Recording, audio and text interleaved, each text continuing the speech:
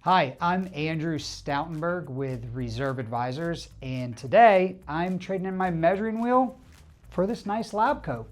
We're going to talk about reserve studies. So first, what is a reserve study? Well, it's a capital expenditure plan of when you need to repair or replace your common elements, and that's married up with a funding plan. So you as a board or community manager know how much you need to set aside each year in your budget so you can execute on those projects in a timely manner without relying on supplemental funding or our good friend special assessment. With that, let's take a little closer look at some aspects of the reserve study. Now, important to remember, most people conducting a reserve study have their reserve specialist designation.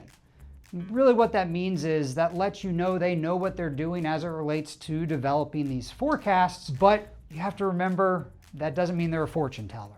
In the words of Charlie Munger, one of the greatest investors, while I couldn't find quotes about reserve studies, he did talk about forecasts and say, you have to realize they're sort of useless.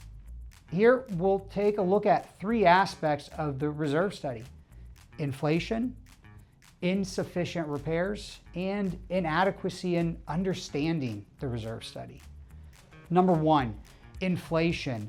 This has such an impact on any forecast. When we're looking at current replacement costs and estimating them out over the next 30 years, we have to recognize that as inflation changes from our initial estimates, which it always will, that alone has such a significant impact on how the funding actually needs to track.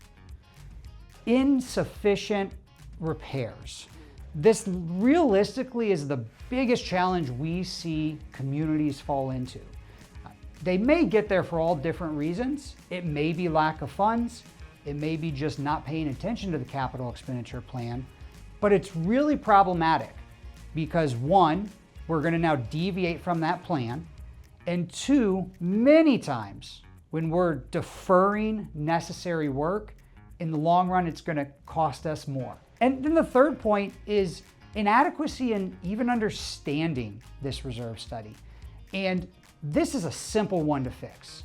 Any community out there that has a reserve study, which should be all of them, simply needs to go to that specialist who developed it. You need to lean on those professionals to help guide you through it, understand what its recommendations are, and do everything you can to follow it and make sure that you're protecting likely your single biggest investment, your home.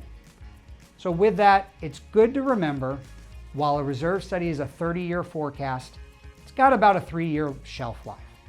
With that, I'm Andrew Stoutenberg with Reserve Advisors, signing off and getting out of this lab.